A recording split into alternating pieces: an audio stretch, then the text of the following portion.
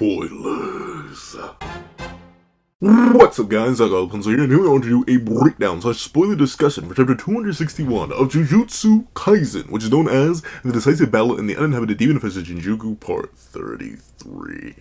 And ladies and gentlemen, when I tell you I am bamboozled, I got different types of emotions and thoughts running through my big old brain. I can't say my brain is big, but through my brain right now. We have so much to talk about, and this time we have so much time. So let's not waste any more time, and let's hop right into it. No, please, I beg of you, no, please. Editing me, are you ready?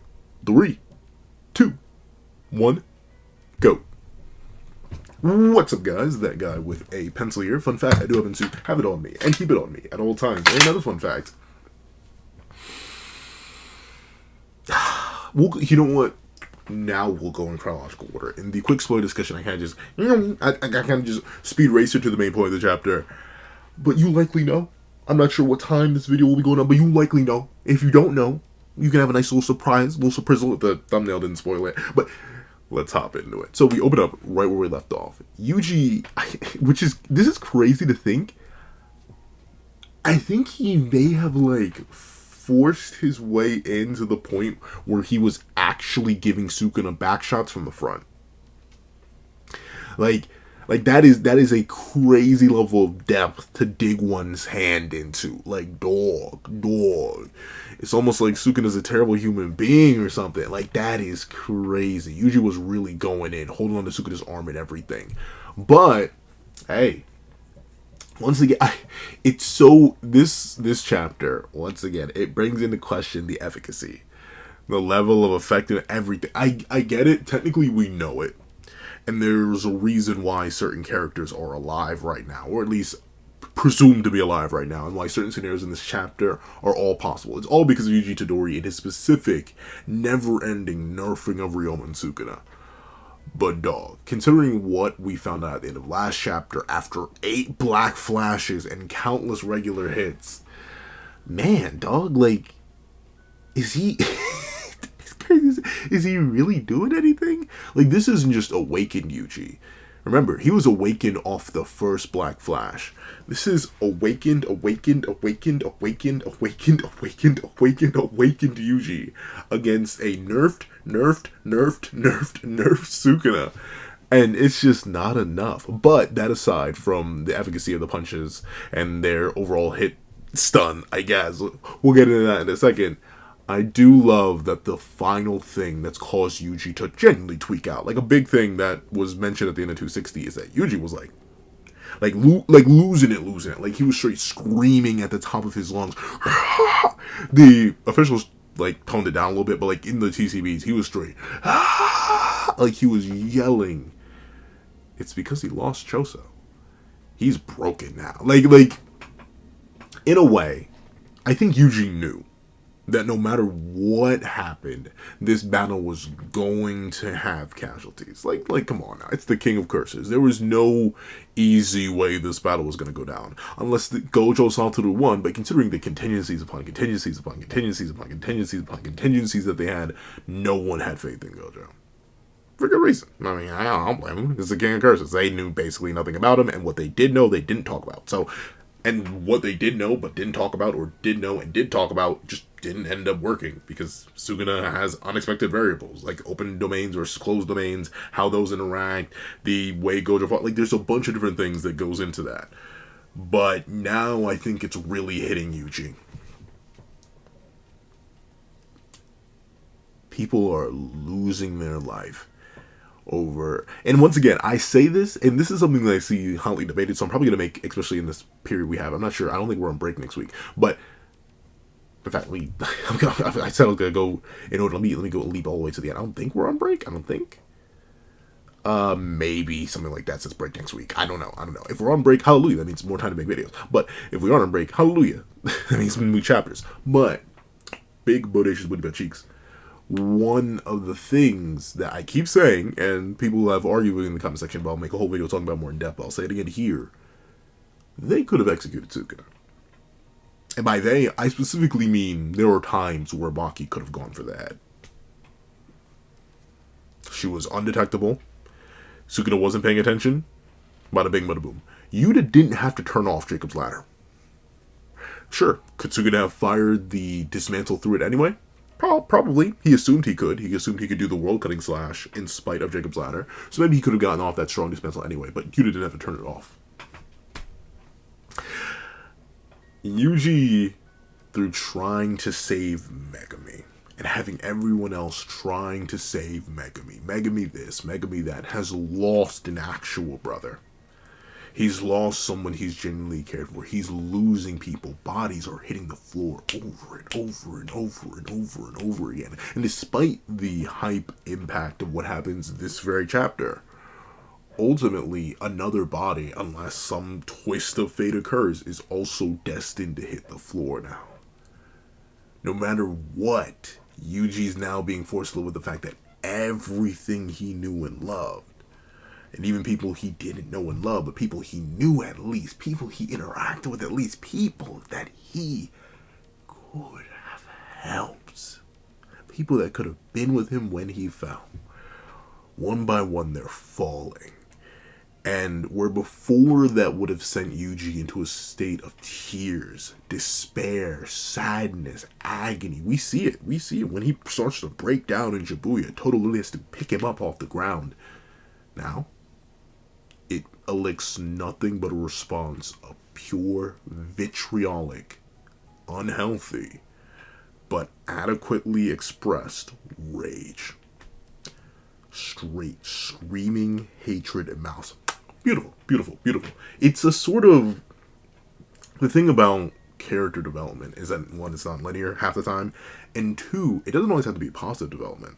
Technically, dealing with rage or responding with rage to the actions of negativity and darkness isn't always the best thing. But for someone like Yuji, this is character development.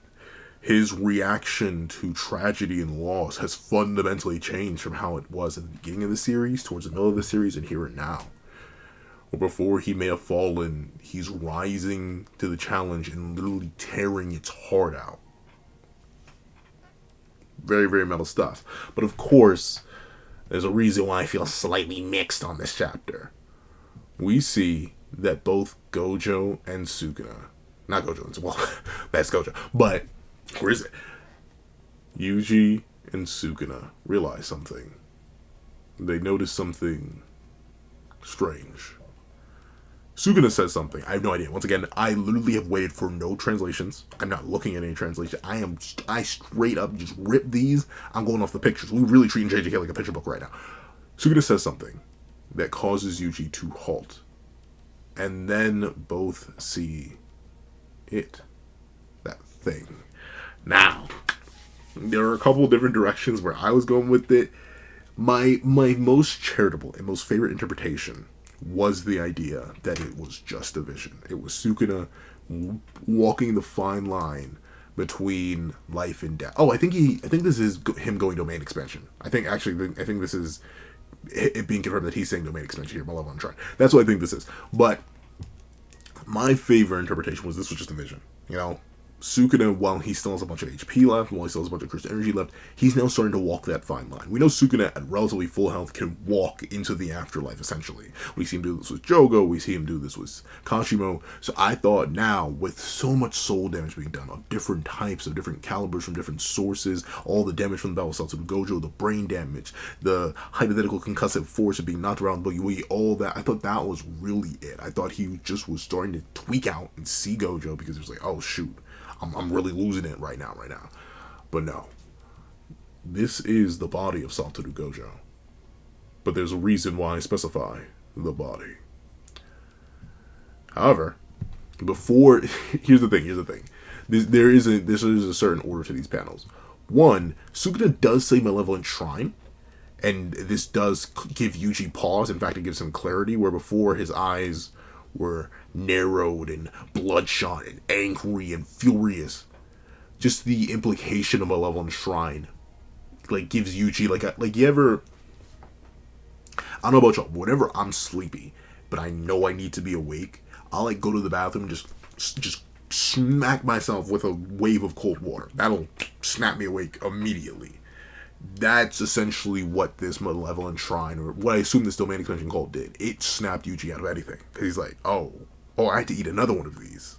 He can do it again. Like, the terror that must come from that. Of course, Todo Aoi's still here, right? So he could easily get them out of the scenario as long as there are more crows left, and with the expanded range of his Boogie Woogie, Sukuna opening domain would just put him back in the cooldown, and they could hypothetically swap this thing out and then just repeat the cycle again. Like, notably, this wouldn't be the end of the road, but this establishes something interesting.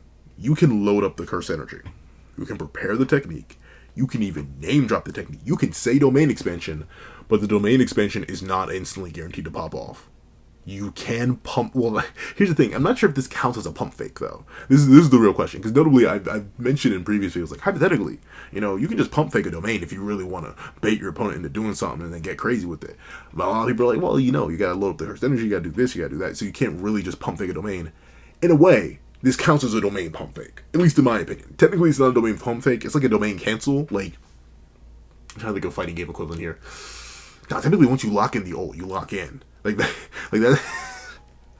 Like, I'm thinking of, like, fighters once again. My brain immediately goes to fighters. Like, if I do Kurosuka back R2 and I'm Cell in the corner, the solar Kamehameha is coming out whether or not I wanted to or not.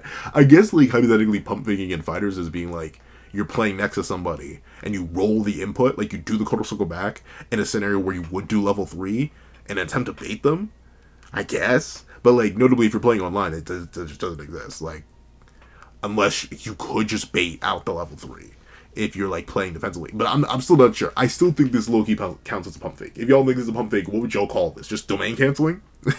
Ult canceling? I don't know. But Gojo Satoru appears.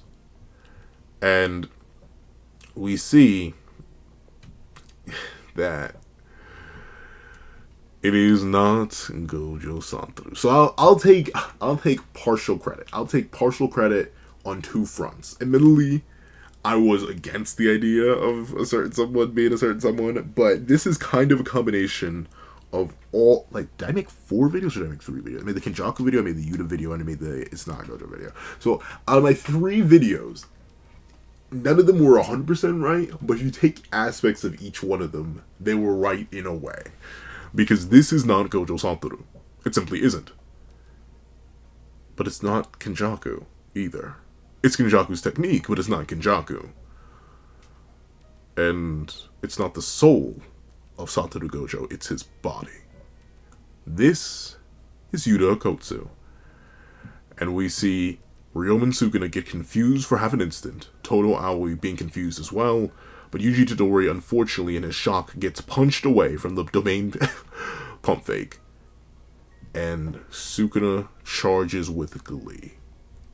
Apparently, once again, off the loose translations I got, Sukuna is impressed with Yuta Okkotsu and actively apologizes for not being familiar with his game. I like that. Here's the thing. I'll talk about it now, because it happened. It happens, and the whole rest of the chapter is covering how it happens. Yuji does not appear in the rest of this chapter. Todo does not appear in the rest of this chapter. Any mention of the character, I don't think it happens for the rest of the chapter. Once again, this is just the raws, so I don't actually know. But the big reason why you saw me being so hesitant at the end of every video, whether it was Big Jaku, whether it was Yuta, whether it was anything, Real Gojo, Feral Gojo, anything, the reason y'all saw me be so hesitant is because it would kill all of Yuji's momentum. Once again, even last chapter had this issue. A lot of people, myself included, love 260. But you know why 260 was talking about so much? You know why? You know what I made 3 videos on? I didn't make 3 videos on the Yuji Todo Masterclass. Why? Because everyone was focused on the end of the chapter. The last page. Because it was Gojo. And Gojo overshadows Yuji. But hey, shock horror, Yuji's been on a generational run. He's been pulling out tech that I didn't know was tech, on tech, by tech, for tech, of tech. Like, bro was going absolutely buku bonkers with it. Hold on, let me see. I may be fumbling the back a little bit. But still, the tech was teching like crazy. 8 black flashes, crazy combos, total wombo hits, all these different things, all this next level stuff. But now we just end it. We end it. We knock it away. We literally punch Yuji. We straight up punch Yuji in the face, knock him away, like he's a 2-bit second-rate character, and then just have Gota is the Gojo Yuta fusion take over, and Sukuna put all his interest back on that. Like, it's the catch-22. I'll admit, it's the catch-22 in the curse of Yuji Itadori. One of the main reasons why I love JJK. It's something that I've said before, and I'll say again many, many times, and I'll say right now.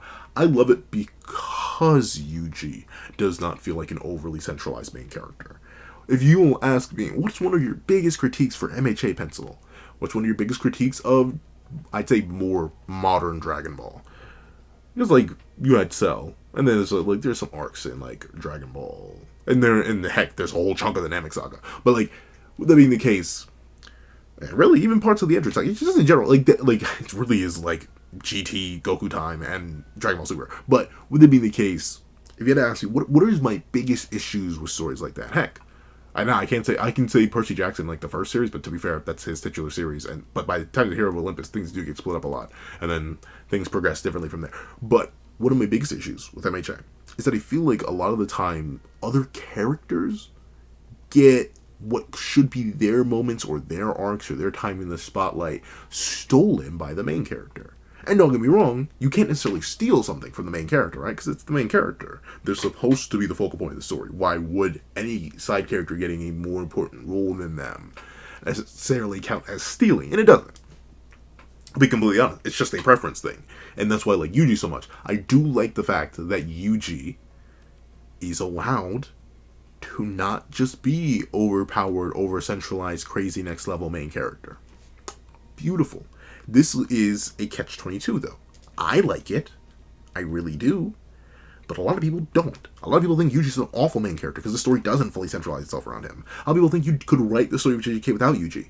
They're wrong. They're 100% wrong. Like 1,000%. But it doesn't matter. The fact that Yuji's portrayal leads people to believe that he's not that important in spite of being our main character is what leads to that belief. And slowly but surely, the narrative was shifting. And I say slowly but surely because it has been a slow process. But slowly but surely, the narrative was shifting away from this idea. It was shifting away from the idea that Yuji Itadori is just an accent piece. He was the center point. He was the main focal point. He's been in this battle consistently since Kashimo dropped. Whether it be with Higuruma, whether it be, well, okay, to be fair, he vanished in the Kusakabe stuff, but still, he's been here. And whenever he hasn't been, it's been because a lesser character is there or because Yuji's actively recovering. The only stretch we've had without Yuji so far in this battle is, since Kashimo fell at least, is the individual chunk of the Maki chapter where Yuji was healing himself and the Kusakabe chapter when Yuji was still healing himself. That's it. He's been there. He's been proving his worth. He's been getting his stocks up. I've been seeing a lot more Itadori investors. Beautiful. I love it. Some more Yuji yuckers. Fantastic. We were finally beating the side character allegations. But what happens? What does Gege do? To just throw it all away, to leave it all behind? Not just use the likeness of the most popular character in the series. Don't get me wrong. I'm as much as I love Yuji, I am no fool. JJK would not be a fraction of a fraction of a fraction of a fraction of a fraction of a fraction of a fraction of a fraction of a fraction's fraction as popular as it is without Gojo Satoru. He uses the likeness of this side character and the previous main character, now a side character, to completely punch his MC out the plot. It's unfortunate. However, all my complaining aside, this isn't exactly the end. It's not exactly the end, and let me say why. Number one, the fight doesn't actually really get to start this chapter. The chapter sets up this reveal, then takes a whole bunch of time explaining the reveal. Then they go into a domain clash by the end. Sorry, I know it's going in chronological order. I'm still going to talk about the middle part of the chapter, but this is why I'm not too worried fully. But I do think the way Yuji gets treated this chapter is mad disrespectful considering the run he's been on. You mean to tell me the same Yuji But then again, I guess you can chalk it up to him being off guard here in comparison to before, where he shoulder checked one of Sukuna's black flashes. But you mean to tell me the same Yuji who just face tanked light work, no reaction, a stronger Sukuna's black flash gets completely knocked away and ragdolled by one hit from a casual Sukuna? Like, really? But there's hope. There's hope, and I'll get into the hope later. So once again, I do want to talk a lot more about the back end of the chapter. But let's actually go towards the middle part of the chapter, the explanation of this reveal. So first things first, they talk about the plan in of itself. The idea that once Gojo dies, because once again, they just think it's gonna happen, and hey, end up being right. Once Gojo dies, Yuta, having defeated Kenjaku, will have Rika consume Kenjaku, and then gain access to Kenjaku's technique, and then they will have Yuta use Kenjaku's technique to be transferred into Gojo's body. So, while Gojo himself may have left, his body may no longer be active. Ultimately, bada bing, bada boom, coolest guy in the room, Yuta will be able to use the body. Essentially, just kind of ironically enough, like time skip Yuta 10 years. Essentially, they're bypassing all that time by having Yuta move into Gojo's body. Now, Panda explains this, and that makes me want to throw up violently everywhere. But I don't want to clean that up, so I won't. But the thing with this is, right?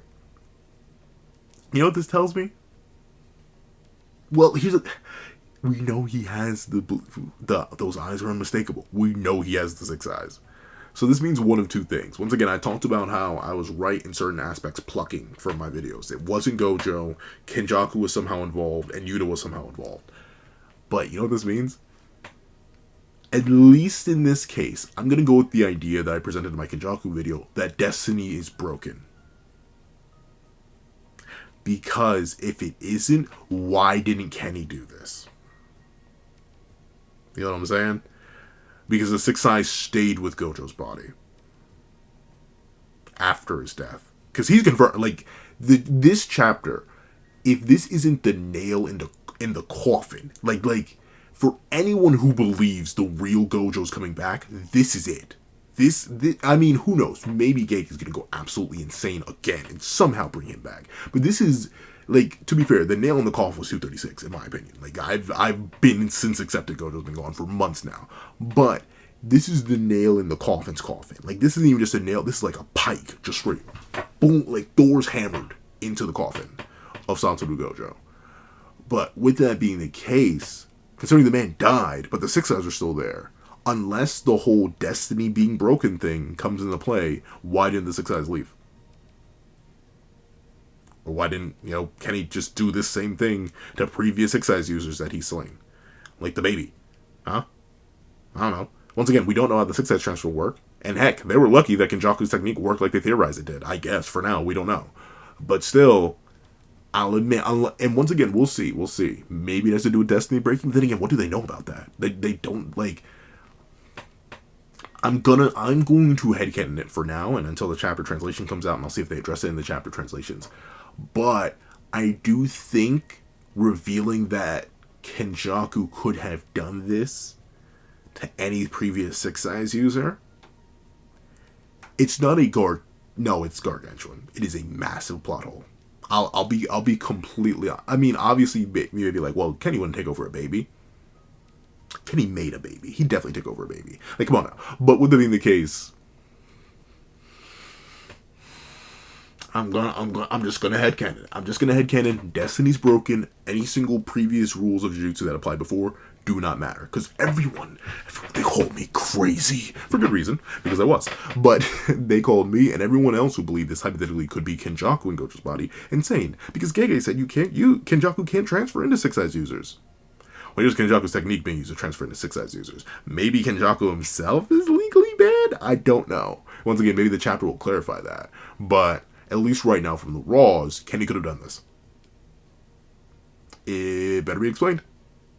Because it kind of makes, once again, this is another case, something similar happens in My Hero Academia, where by revealing something about how the system mechanics work, it contradicts what was set up previously and makes the big, bad, smart, major villain look dumb.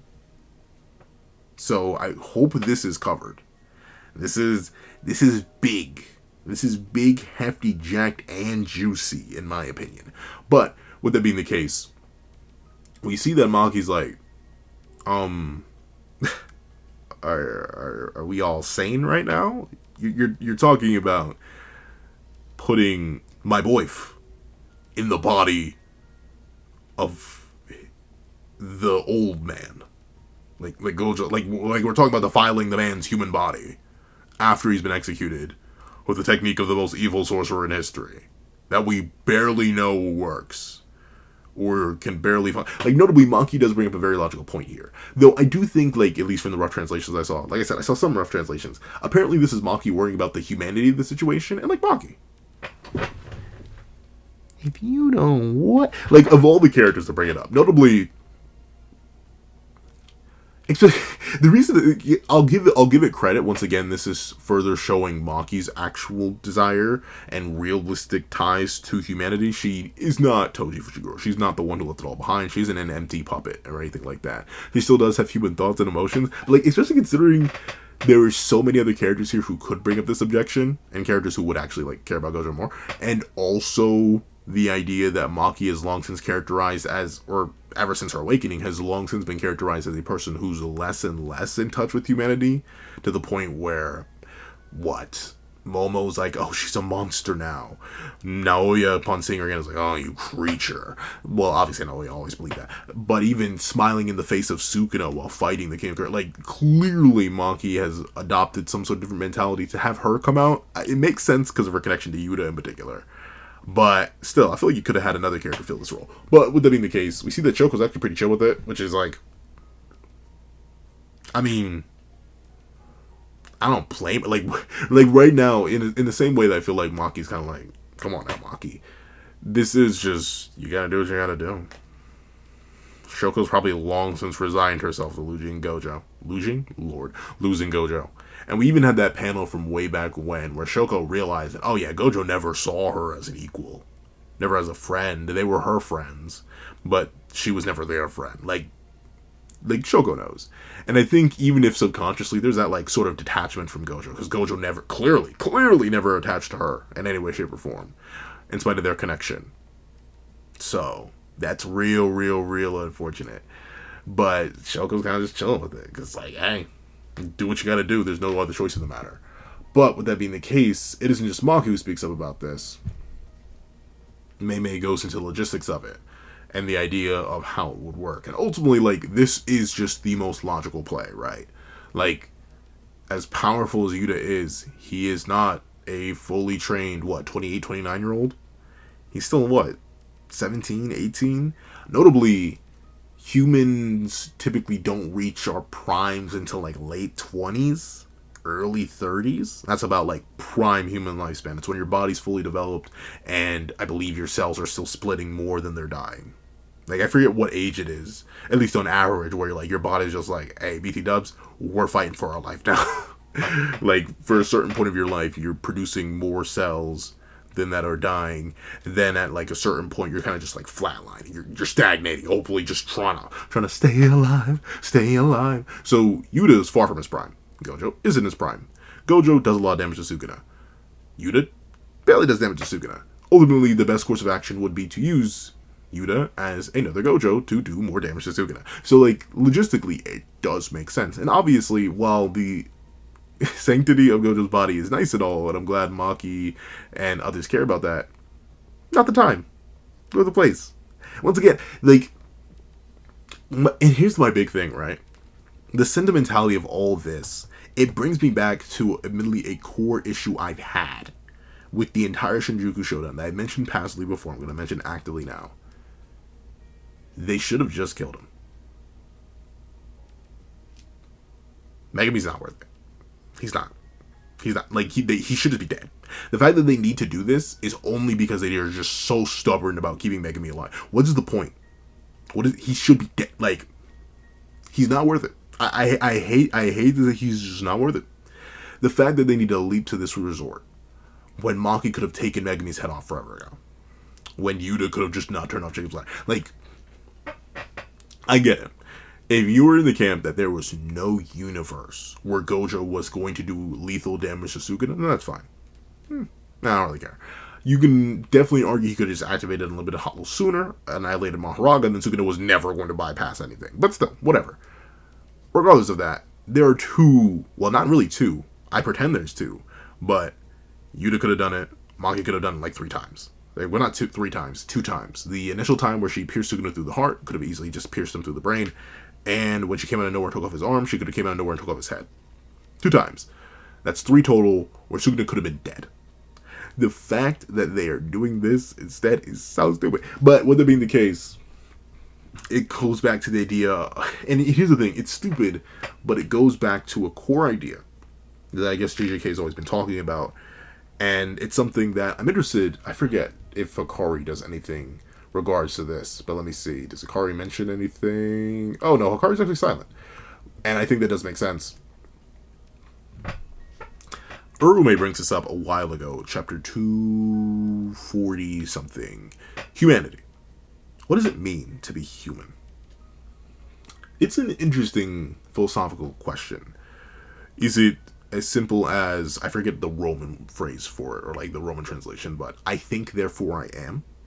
What makes us unique amongst all the other creatures, from the plants to the animals to even the massive biological structures, or not even biological, the massive structures that compose our world, such as the stars and the moons and stuff like that. What makes us different is that we can acknowledge us.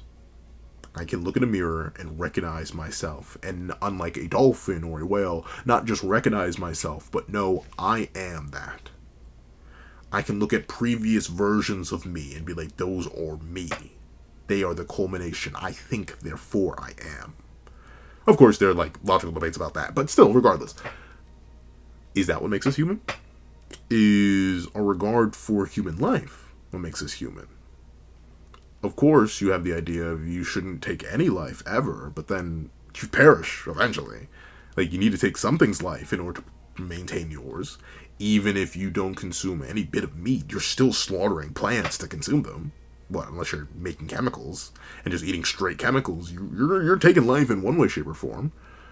So, is it that? The sanctity of specifically human life that makes us human? Is it our mentality in relation to other humans? What is it that defines humanity? I think JJK has gone down different routes of determining what that means. Obviously, Sukuna's version of humanity is basically non-existent. He's transcended it, literally and physically, in the sense that he's barely human in appearance, and he doesn't see humans as anything more than meals. Delicious plates to be devoured one after another after another.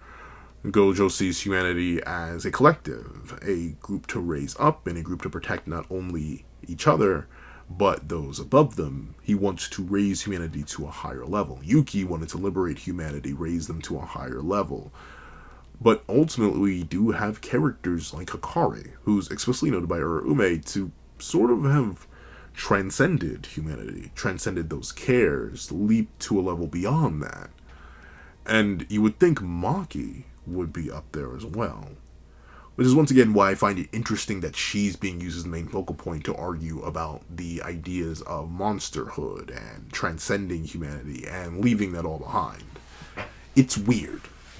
Once again, I kind of, to keep saying things about the chapter, it's kind of weird that Maki of all characters is the one. When you have Kirara right there, when you have Inumaki right there, obviously Inumaki wouldn't work, but like, you have other characters who could definitely be used for this kind of argument. Going with the one of 3 characters in the narrative who's been explicitly implied to be transcendent, liberated from humanity in a sense. It's a little strange by that aspect of her character, but once again, the reason I say it's weird and not necessarily bad is because it makes sense, because she does have some connection to Gojo, and definitely does have a heavy connection to Yuta.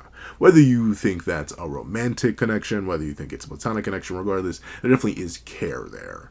And I think that's meant to be the focal point. But I don't know, especially considering how much Jujutsu Kaisen, I say Jujutsu Kaisen is a story about many things, but I'd say one of its biggest themes is what makes a human. What is humanity? Like, hey, I hate to admit it, but even this filthy, disgusting, horrid, nasty creature is a big part of those themes. What makes a human, what isn't human, what is and what doesn't determine rights and stuff like that. Like, obviously, almost every single character plays into it in some way, some shape, some form.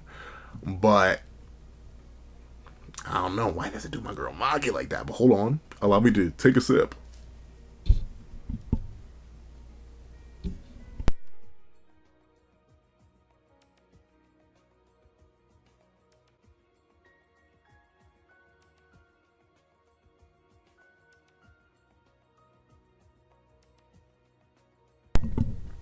There's nothing better than an immaculate sip. But with that being the case, Kusakabe now goes on the route of talking about like the importance of maintaining the sanctity of human life, and they started sort of getting into the ethical debate and the moral debate. But then Yuta Kotsu, he locks in. He speaks up, and he's like, hey, we gotta do what we gotta do.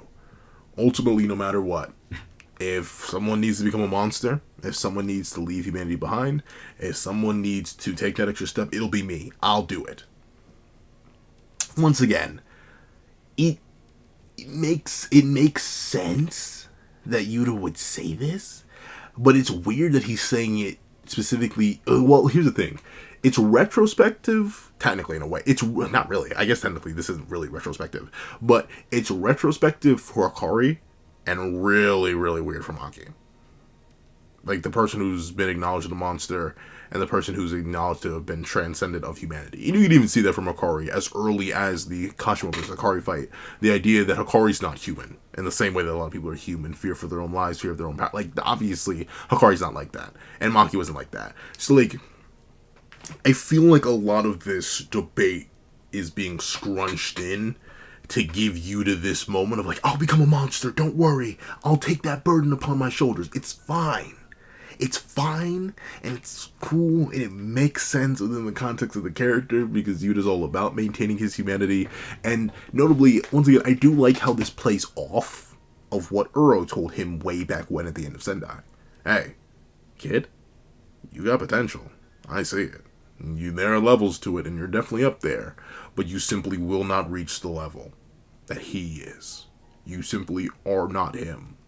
You do not have the capacity, the willingness, the desire, the hunger to be a real beast, a real monster, a real creature, a natural disaster, a calamity. You just don't got that.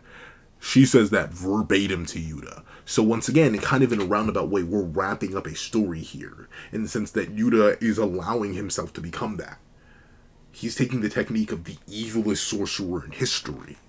He's embodying that negativity, embodying that calamitous nature, the darkest parts of sorcery, to defile, in a way, defile the body of the man who saved his life.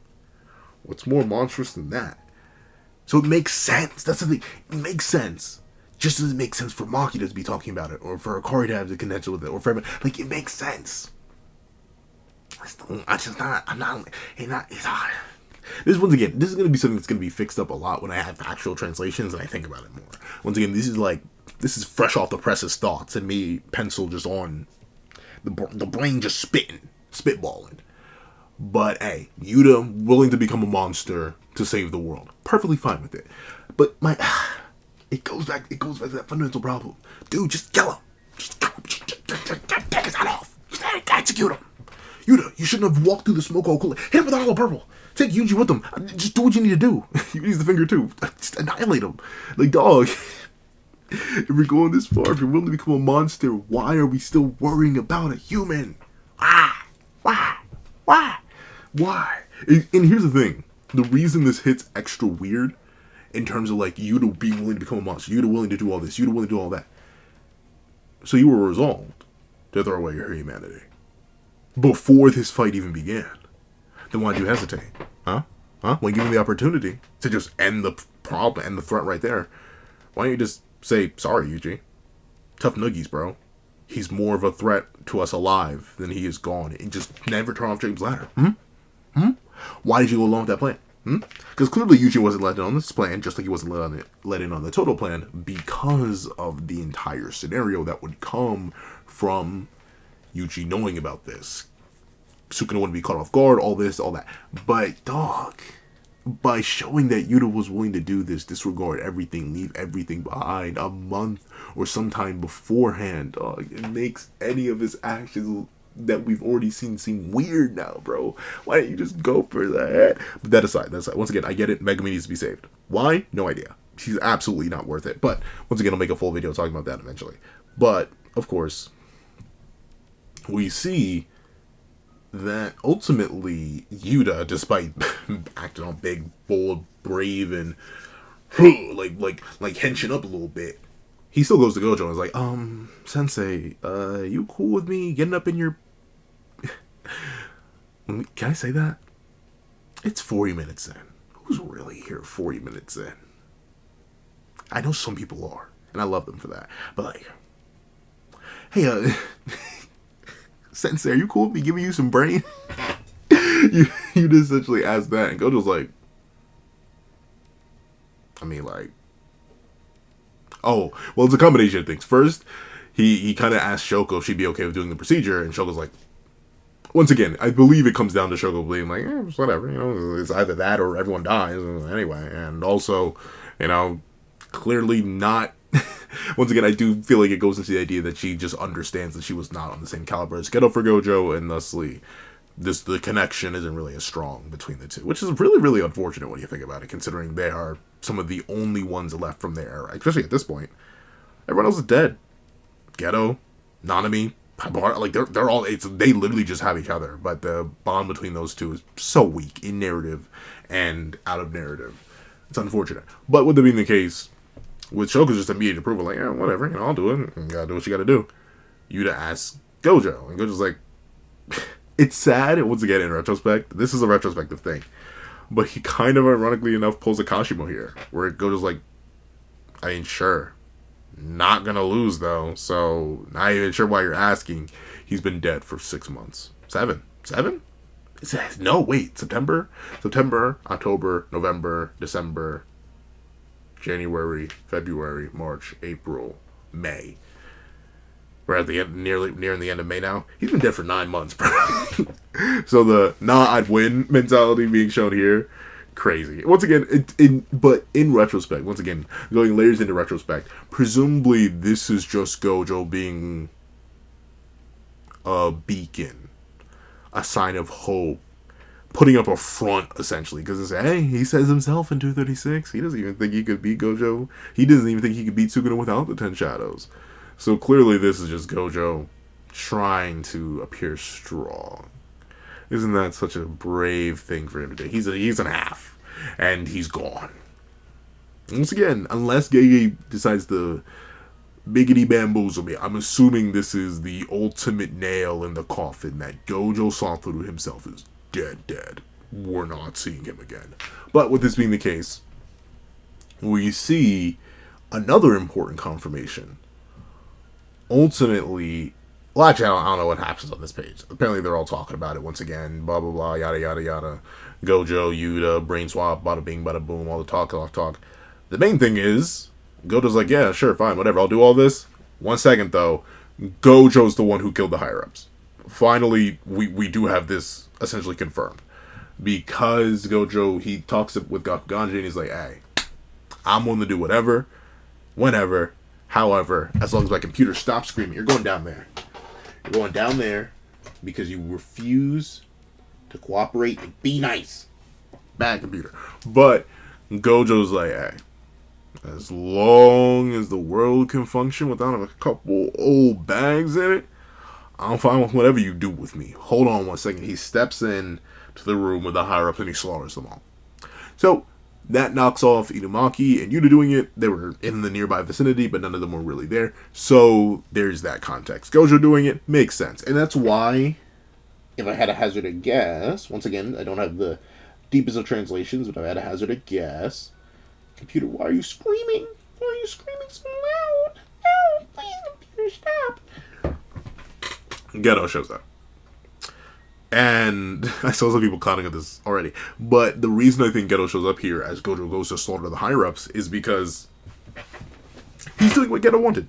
In a way.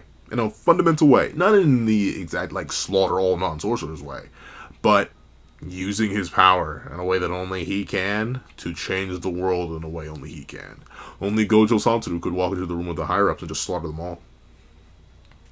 No repercussions because who's going to stop him? He's the strongest. He's doing it. Years too late, though. Geto's been dead. Currently being puppeteered by a walking, talking brain. Well, maybe not walking, but a talking brain. So that's presumably why Gojo thinks back to him. Ultimately, he was right. As, ironically enough, as Geto said, by slaying the higher-ups, that says something too.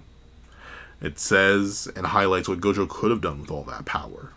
But highlights what he chose to do, which was raise up and prop up the next generation. Which, of course, is going to end up working out in the long run. Once again, as dark as I think JJK is going to get, as bittersweet as I think this ending is going to be, I still think there's going to be a pinch of sweetness. I don't think Sukuna is going to win. I don't think that we're just going to end on sad murder land. I don't think that's going to be the case. So, ultimately, this is just a terrible fate. Gojo's finally doing what Geto wanted years upon years upon years upon years after his death. Ain't that nothing but a shame. But, once again, Gojo is the one who slaughtered the higher-ups, not Yuta, not Inumaki, not Kashima, not anyone else. Like, there we go. But, with that being the case, we also do get to see a little something. We get to see the point of no return. Yuta has been brought back after being bisected by the strongest mantle. We see that Choco begins to do the procedure. She's put her hair back, she's put her mask on, she's about to take that medical degree she cheated on and really get to work. It looks like they already pre-prepped Gojo's head, they removed his dome piece. And Yuta reveals he's only going... Well, here's the thing. Once again, this is rough translations. We'll see if this is accurate once the translations come out or I get better translations. Yuta reveals he will die. After these 5 minutes are up in Gojo's body, he's going to perish. Well, it'd be like that. Would it be like that? Especially would it be like that? Like, that is a little bit insane. We're just losing Yuta. This is the 50-50. I know the Yuta fans are creaming to the moon. In fact, I'm pretty sure, if I just take a little peek out there, yeah, I took a little peek outside, there are now 50 trillion more stars in the universe than there were before, all composed of straight cream. Call them the cream stars. But, with that being the case, there's going to be some anti-cream, some shadow cream, if you will. Not like that. But, like, there's going to be some shadow, some darkness, some despair. Because apparently Yuta says, by activating this, he can only do it for 5 minutes. And once he runs out of time, his body gonna drop. And his original body gonna drop. He can't just return back to his original body. Now, just as Yuta being able to go into Gojo's body at all confirms that hypothetically Destiny has been broken and the Six Eyes will not leave their current user and the cycle of Star Plasma Vessels and Six Eyes and Tengen has possibly come to an end. Also, this does confirm in a way that Kenjaku may not have... Any of the Kenjaku transferred back to Kaori or any other previous vessel theories does seem to be null and void. Not only for the fact that Rika just... but also because Yuta himself is apparently just destined to die here. Very, very unfortunate. The loss of Yuta Kotsu, it's a trade-off I'm willing to make, if only just to let Yuji finally cook. It's sad, it's unfortunate, but hey, I was waiting for Yuji to come back in one way, shape, or form. If he's coming back in this way, it'd be like that, would it be like that, especially when it'd be like that. I still think it is unfortunate.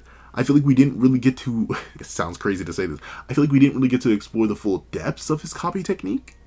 And, like, how he could have definitely popped off more with it. I was hoping we'd see some Granite Blast. I was hoping we'd maybe see some Idle Transfiguration. I hope we see a lot more from Yuta and his copy abilities. And don't get me wrong, I think his domain is busted, one of the best in the series. I think copy is one of the best techniques in the series. But overall, it's kind of sad that he's going to go out this way. Especially considering what this chapter later on goes to imply. As we see, Yuta, or Guta, that sounds so wrong. Yuta? Guta? We'll call him Guta. Guta goes to activate a domain expansion. Very specifically, Unlimited Void. And Sukuna, once again, goes domain expansion right back. Not Unlimited Void, but obviously his ultimate malevolent shrine. They're about to go band for band, bar for bar. And something, both of their domains expand.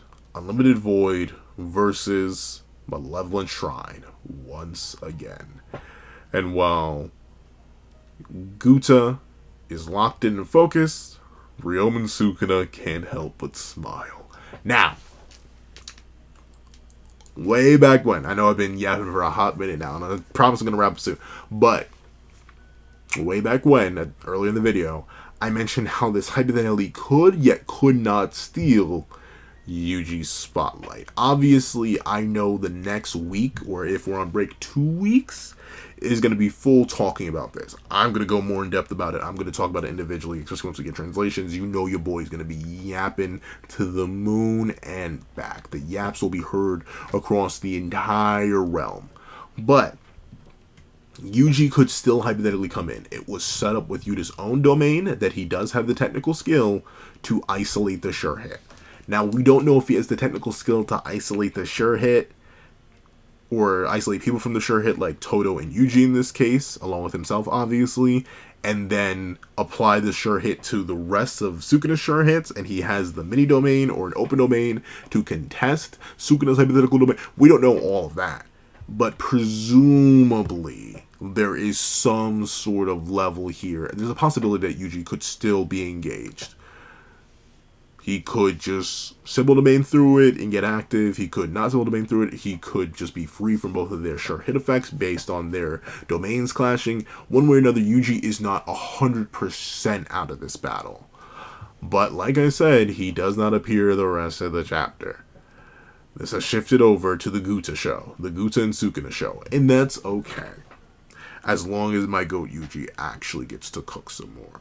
And hopefully Todo gets to cook some more. I'd love to see these two active in a domain alongside Gojo or Guta, who's at least wielding Gojo's abilities. It would be neat to see. And I'm also interested just to see how well Guta can use Gojo's abilities. Considering, you know, this is his first time ever being in this body and the first time ever using his technique, and he only has 5 minutes. This is going to be very, very intriguing. But, of course, I've been yapping for a minute now. I gave you all my hefty thoughts. I went over all the details I could scrounge up. I gave you all my thoughts on the details that I scrounged up. And now you know I gotta wait for the full, hefty, juicy chapter to drop so we can actually get an understanding of everything and go further and further in depth. However, if you made it all the way to the end of this video, please do me a favor and leave unlimited... Well, actually, no. Shrine Unlimited. Leave Shrine Unlimited in the comment section down below. I'd like to thank you so much for watching. Please remember to leave a like, share, comment, and subscribe, and make sure to hit that little notification bell so you do not miss out on any videos that come to the channel. Also, I do have to have a Patreon down below where you can support me for as low as $1 monthly, things like exclusive videos, early content, and more. You'll also now become a member of the channel for as low as $3 a month to get the same perks and more. Some of those perks will include the live reaction to this very chapter, and free variations of all my videos, and you become a $25 patron and a $25 member. You can order whatever video you want. Also, the link to my co-founder is in the description down below, where you can drop 5 beans for a short video, 25 beans for a long video, or any support at all. It's always greatly appreciated. But now, I'd like to thank you so much for watching once again, and I hope you guys have a wonderful day. This is That Guy with the Pencil, writing off.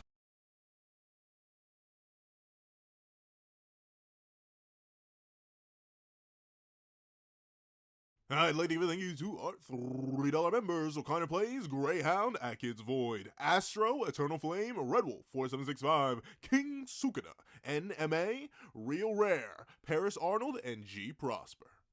And I'd like to give a thank you to our $5 members, Super Gamer Q, Steron, Sean, Sammy, Oexian, Midnight Lord 21, Kevin Encarnacion, Josh Brown, and A+A. And I'd like to give a thank you to our $7 member, Autumn Mornings Lazo.